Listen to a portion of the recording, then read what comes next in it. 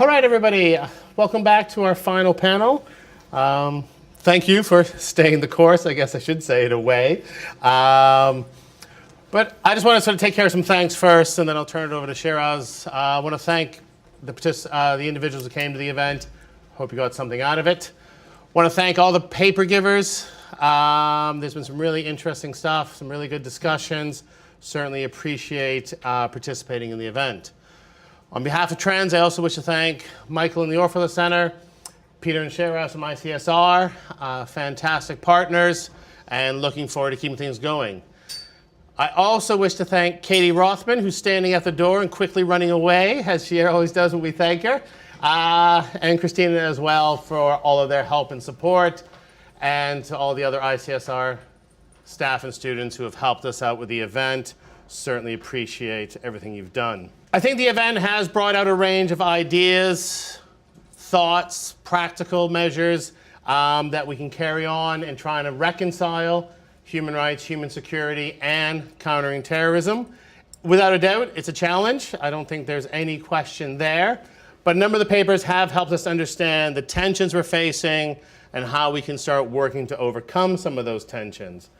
Just as a quick note and a bit of a publicity, Andy Staniforth has published on the Trends website a shorter insight called Securing the State, and this is going to be accompanied by a much longer paper within the next week, so please keep an eye on the website. We will have the draft papers from the participants hopefully up on the website in the new year and going forth with the publication as well. So keep an eye on the websites and we'll see what we got. Now, I think without a doubt, just in my own sort of personal observations, trying to reconcile human rights, countering terrorism to achieve human security is clearly not an easy issue. I think the papers have sort of shown us we need to learn from our past practices, both the most recent past and the further past. So let's stop forgetting these events and saying, well, today's new, sometimes it's all brand new, this is unique, this is unique. We have lessons that are out there. And also, we can better understand the present. I mean, that was another interesting theme, I think, through a number of the papers, that government agencies don't really seem to understand what's going on, be it the ideology, be it the practices, be it even identifying who the enemy or who the threat might be coming from. So hopefully, if we start looking at the past, better understand our present, that we can construct more effective understandings, allowing us to move forward in the future. And on the note of the future, I'd like to turn the floor over to Shiraz, Deputy Director of ICSR, for the closing keynote, The Future of Terrorism. Thank you. Thanks, Shiraz. So let me just reiterate Richard's thanks to everyone involved with putting the conference on and making this happen. And Richard, thanks to you as well in Trends. You've been great partners with us. We've done a number of these events, and they always prove very fruitful. So thank you again. So my talk is going to look at the future of terrorism. It's not going to look at more bombs or bigger bombs or that kind of thing. But I want to look at some of the structural issues related to terrorism and people who become violent extremists. I will say two things. I'll reiterate the fact that I'm really pleased you all stayed till the bitter end. There's a conference just down the same corridor actually taking place on brewing, and they're giving out free beer. So the fact that you stayed is really a testament to your dedication to the cause. And the other thing is, the real secret is, so David Oman was going to close and I was going to open. And in a way, although our sort of talks complement one another's, mine is very pessimistic. So it's better to start with that and then end on his optimistic note. So I'm afraid I'm going to depress you all. But as I said, there is free beer just down the corridor. So. Not for jihadis. So to start with, if you look at one of the key structural issues about people who become violent extremists, who engage in terrorist activity, one of the core concepts I thought was really critical to what the United States was trying to do, along with its partners and allies in the aftermath of September the 11th, was to try and shut down ungoverned spaces, was to try and bring some stability and order into those regions so that you didn't have permissive environments for terrorism where you could have training camps, people learning essentially to do bomb-making skills, to acquire shooting abilities and all that kind of stuff in order to pull off and orchestrate devastating attacks in the West. That was somewhat successful. Not to say that the war on terror itself was a successful fought in a particularly smart way, but nonetheless the idea of shutting down a number of these spaces did, in the original stages, begin to happen. And what we've seen now, of course, is this proliferation of further ungoverned spaces and in really critical environments, such as Syria and Iraq. Increasing instability in Yemen, once again, in the Horn of Africa, and of course across North Africa as well, in Libya, and essentially the implosion of the state there as well. All of this has a real impact for us in Europe because its proximity is much closer to us. This is really on our doorstep. And you can see the way, for example, a country like the United States is reacting by making it much harder for people to get in. They're pulling up the drawbridge. But for us in Europe, that isn't really an option. And so as a result of that, the challenges become much larger. The ongoing threat and challenge to Europe in particular is going to be quite significant. And I would argue, at least for one generation, if not two generations, we will live with the implications and ramifications of what is taking place today in that region. That's partly fueled by, as I said, the first fact that you have now these newly ungoverned spaces. The second, of course, is that there looks to be no obvious resolution to this. It will continue in a form and have a degree of longevity in a way that will outlast even the significant short-term battles that we see or read about in the press. So Aleppo will fall.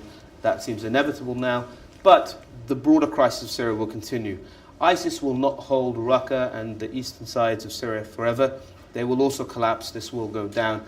That, again, in and of itself, does not end or wind any of the real problems down as we see them. So you have this very entrenched, enduring conflict, and particularly in a country like Syria, to a lesser extent Iraq, where the West is still operating with a mandate. You don't have that in Syria. So this huge crisis continues to burn and is happening very much on our doorstep.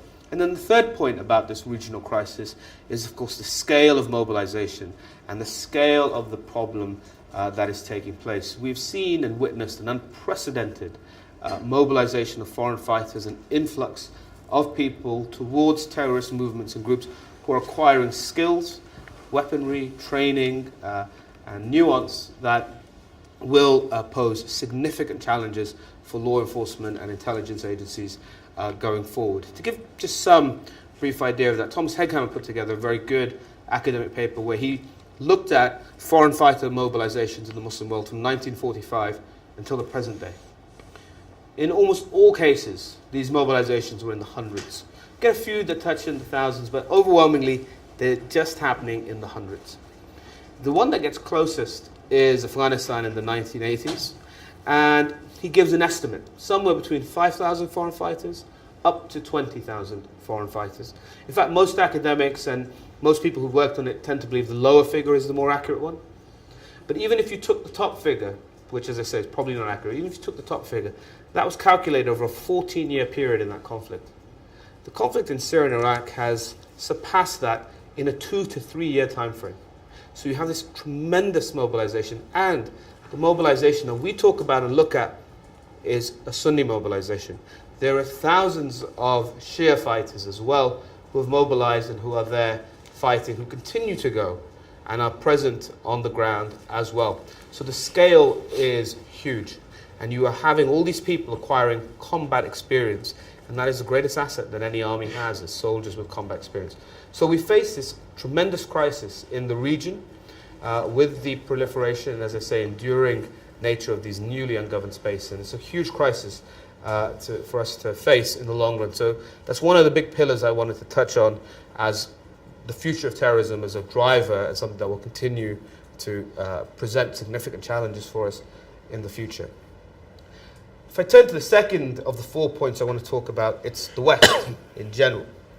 And when we look at foreign fighters who've gone from the West, they go from a multiplicity of different reasons. But when you strip it all away, one of the core features, one of the most important aspects, is an issue of identity, belonging, your role and place within society. It really comes down to the rather banal issue of integration. It's about having well-integrated, cohesive communities, societies in which people have a stake and a belonging. So one of the things I do, and I know some of the students are here, in one of the lectures, you'll see this, we watch a clip from the 7/7 suicide sort of video of the ringleader, Mohammed Sadiq Khan. And he talks about the bombing, raping, gassing, imprisonment of my people. But who are his people? He didn't speak Arabic. He'd never been to Iraq. He had no connections to Iraq. He's not Iraqi. His people were the people he was killing that day on 7/7, his fellow citizens, strangers. But here is an individual who's not connected to the state, has opted into an alternative identity and chosen to identify and belong with something else. So that is a pretty critical aspect. And unfortunately, again, all the indications are that our societies are moving away from trying to be more cohesive towards greater, more noisy populist movements, the rise of ethno-nationalist movements that are taking place in a number of these countries. And whilst that's a legitimate thing for people to believe in, this is coupled with really serious issues like an erosion of trust in the established institutions and structures of the state. So to give one example, you've seen unprecedented attacks on the judiciary, for example, that are hearing the Brexit case, and this is not to get into the Brexit debate per se, but just the idea that you would attack the impartiality of British judges is in and of itself a quite remarkable place for us to be. And it's born of this broader erosion of trust in established centres, the classic Michael Gove, people are tired of experts scenario. So this is not just something that is limited to Britain, where we might point to Brexit, or to the United States with the rise of Trump. But if you look across Europe, you see Le Pen very much on the march in France, Wilders in the Netherlands, AfD in Germany. The Austrians just about pulled it back. We have the same thing in Italy too. So this is a pan-European, you say a pan-Western issue. And this will continue to happen. We are essentially going through a phase of greater polarization in our societies. And with people moving towards greater extremes, they're not coming together in the center, they're pulling and moving back to more reactionary redoubts. And so as that happens, again, you will find people searching for identity and belonging and meaning in all different ways. And this isn't just Muslims who will be doing this. Everyone will be seeking to do that. That broader cauldron of extremism then, I think, again, will lead to more of a tipping point for people to engage in violent extremism. It certainly has a propensity to lead people down that path. So that's a second big sort of structural issue that I think creates this problem and this challenge going forward of how we begin to address the challenges of terrorism in the future and what might be the drivers for some people in that sense. The third aspect is really related to technology. And that technology is going to be a greatly destructive, or disruptive, I should say, element in all of this going forward as well. We've seen in the big sort of technological or industrial revolutions of the past the displacement of people from the fields to the factories. So the death of the artisans and a move towards mechanization and factories in the classic industrial revolution. People come to the city. Then you have the second wave where people go from that to services. And so we've essentially become service economies, and people have jobs and fulfill their roles inside the service economy. But what will happen in the near future when companies like Google and Uber, for example, deliver driverless vehicles and displace all the hauliers, all your taxi drivers, they displace your train drivers, your, I think it'll take longer to get to airplanes, but it'll happen, or your pilots. So all of these things will suddenly start to happen. There's no obvious foresight about where the displaced people and these industries will go. So again, when you have traditional industries and people being displaced from them, again, being replaced by tech, it will create additional pressures on society and challenges for our societies that, again, will inevitably end up fueling resentment, extremism, and greater populist sentiments.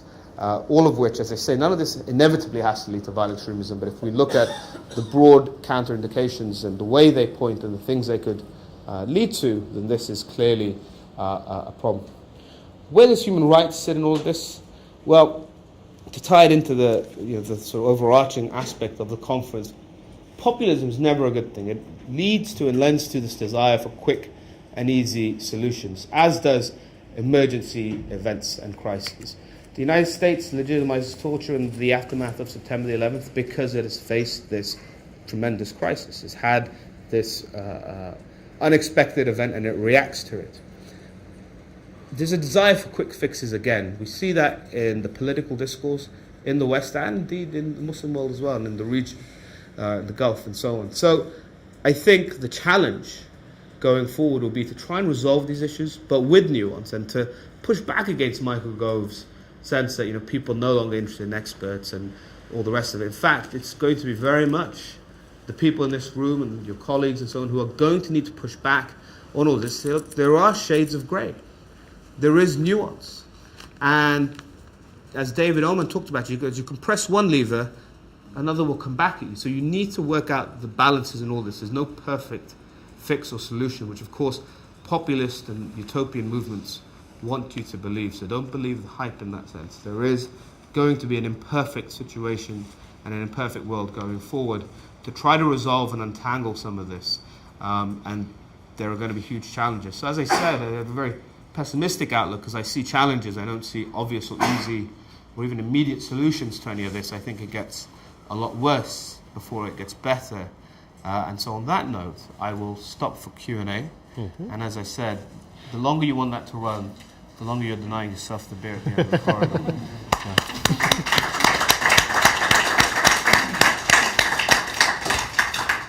It's great, Shiraz. Thank you very much. So any questions from the floor? Anybody want to take them up? And there's a few good points in there. George, please, yes. Very interesting talk. Thank you. I'm a little bit confused with your reference to Sadiq Khan and the clip you will be showing your students next week or so.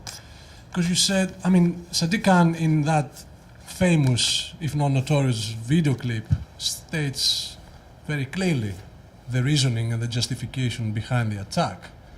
And until you stop gassing my people and torture my people and all these things that the perceived enemy is doing to his people. And you said, these are not his people. His people are the people that he killed. And I must admit, this is quite an original argument because, of course, the people that he's killed are his people because he's a second, third generation Brit. But also, he's talking about his people. He doesn't speak the language quite correctly, but he was making a point, and I think by making that point, he was presenting his case and the justification behind that case. And if an alien came, to Earth and he read that or he saw that video clip, he would wonder what gassing, what torturing. And Sadiq Khan, the point I'm trying to make is that he was referring to actual facts that have actually taken place. Abu Ghraib, Guantanamo, and all these things. Would you be kind enough to clarify a little bit your point, which left me confused? I thought you got it quite well, actually. So the point is that he's identifying not with his country, right? He's choosing to identify with something else. So what you're talking about is essentially you're saying there are grievances or there are real things that have happened, right?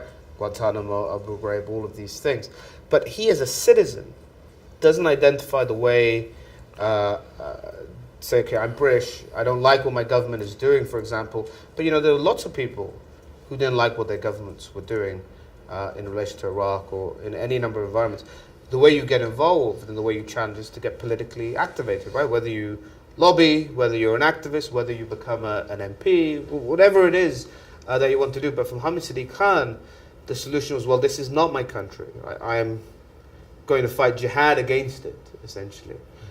Because he identifies with and adapts to and connects with this intellectual sort of identity of the Ummah, right? And so lifting out of that concept. So as I was coming back to the point I was making, the idea of having really good integration being the key to building resilience and a barrier against some of this, is to my mind the long-term solution. So yes, you can be very upset about any number of issues related to government policy, as actual things, facts that are transpiring on the ground.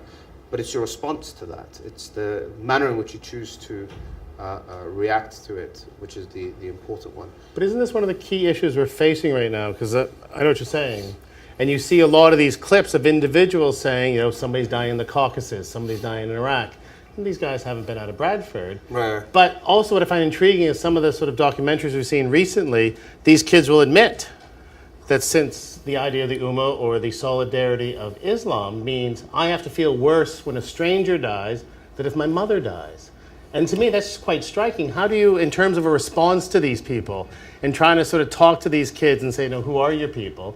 How do governments deal with that? I mean, we heard talk of sort of localization issues, but these are situations where people are looking far, far away, causing local problems, and they're doing it on an intellectual religious belief. They're saying, my religion tells me I must. Right. So I think one of the things, when they engage politically, when they engage with the political system, they do that as Muslims. But we all have multiple identities. We have multiple things that we call on that we're attached to. So some people in this room, not all of you I'm sure, will be very attached to a particular football club or team. You'll be very attached to something else, your family, your kids, your local, whatever it might be, community aspect. We all have multiple identities, and they're all called upon and pressed upon in different ways at different times, and so on. But politically, when you engage, what's happened is traditionally governments tend to engage with Muslims as Muslims, rather than as citizens. So you go to the Muslims and say, you know, okay, we're going to address you via the prism of something like the Muslim Council of Britain or through another Islamic forum and so on. And that's the way you engage with the state. However, on anything else, you would be an ordinary citizen. So as a Muslim, as I'm the kid in Bradford, right, I think, how do I engage with the state? What's my public persona? I need to go in as a Muslim. And there's a very good anecdote, actually, where Peter was interviewing. He says it actually happened not in the UK, but somewhere else, with these Somali community, and they wanted to get like a youth centre built. And so, just because it was a deprived neighbourhood and the kids were sort of getting into trouble. So you try to get government support for this, and it doesn't work. Right? The government doesn't fund it. You have the same proposal and the same plan, and you say the Islamic Youth Centre, and you tie it to the Prevent agenda, and it gets funded. So the point is you have to put everything through that prism, either of securitization, of Islam. So when Muslims engage with the political system, they have to engage with it as Muslims. Why doesn't the state? So, and if it does that, then by definition, I will look to establish Islamic structures to engage. Why doesn't the state engage with me as a citizen? Right. Okay. And then you start to move away from some of that. Interesting. Okay, right. There's a person here in the middle. Shiraz, although you talked about Syria, and you said that there were more people in Syria fighting than in Afghanistan. But let me take you to Afghanistan and Pakistan for a minute, which is, again, I mean, I would have a very pessimistic view of that region, because the war is going to increase there and the fighting will go on, primarily because there are a number of regional states which will be contesting each other. But a question for you is that, you see, like Pakistan and Afghanistan, two Sunni Muslim states, right, which also recognize that Islam is a religion. Now, the question for that state would then be, how much Islam is enough to stop fighting? I mean, if you start to engage with the people and say, all right, we will impose Sharia, then the question with a Sunni state is, where do you draw that line and say, you know, this is sufficient for me, or this would be sufficient, and build that consensus so that violence is limited? It's a great question. You know, how much Islam is enough Islam? Well, in the country of Pakistan, as you can see, it's wildly torn between those who think there's too much Islam and those who think there's definitely not enough. And, you know, just as there are certain issues that have a very peculiar status in the West, so for example, the issue of the issue of abortion just has this huge weight in every US presidential election that for Europeans seems completely absurd.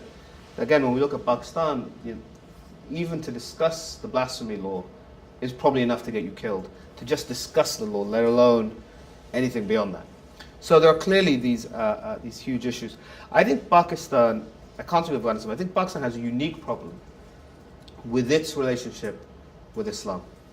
And I think this comes from, and I know you're a historian on these issues, but it basically comes from the fact that I think Pakistan doesn't know what its own national identity is. By this I mean there's a popular refrain for everyone else in the room that goes back to the creation of Pakistan, which says, Pakistan ka matlab kya, la ilaha illallah. So this means, in translation, what does Pakistan mean? And then La ilaha illallah, the first half of the Islamic Testament faith, there is no God but God. And so this created two problems, because the secular architects of the Pakistani state at the time of partition, I believe, wanted a Muslim state, i.e., right, here is a space for Muslims to live in safety and security, away from the communal violence that was plaguing British India. And so you can live in security. However, a Muslim state is a state for Muslims, says nothing about the nature of the governance that's supposed to take place in that state. Right? It could be socialist, it could be communist, it could be capitalist, whatever. It's just a space for Muslims. However, at the other end of the scale, what is the idea of Pakistan? It's an Islamic state. And that has a connotation to it, right? That the governance should be Sharia, that there should be all these things that are imposed. So there's this huge disconnect, as I see in Pakistan, between people who fundamentally don't understand and don't know what the nature and basis of the state is. And the other counterexample of a state set up around the same time is basically of Israel, which did have this much clearer sense of what its purpose was. It's a space for Jews. You can be a totally irreligious Jew driving around, eating bacon, honking the car horn on the Sabbath. The state will not persecute you, so you might get in trouble with some communities in Jerusalem if you do it, but the state will not persecute you. But in Pakistan, the state will persecute you if you do something blasphemous, for example. So I think that issue is uniquely something, if we look at Pakistan, that's tied to its national story and its history, and it's really got to work it out for itself as to what do Pakistanis want. And when they work out what they want and what the purpose of the state is, then you'll know how much Islam is enough. Okay. All right, another question here, please. Who's listening to ICSR and who isn't? Thank you. That's a very broad question. I like to think that a lot of people are listening to ICSR. Whether they do what we say is a different matter. But I would say the voice is loud. So I can't say any more than that. Without a doubt, the voice is loud. ICR is making a good impact. Peter and I have clocked up a phenomenal number of air miles. I'm not gonna lie. And I think, based on your talk, without doubt, there's going to be many more air miles to be put into it, many more discussions to be had on this topic. I think you were right. Your perspective is a bit negative. Some great insights, however. Perhaps we should have started with you and then started work where the positive is. But equally, you've left us with a huge challenge, and a challenge that I hope everybody takes away from this and tries to find ways to resolve the problem. Thank you very much, Shiraz. Thanks again for everybody for attending.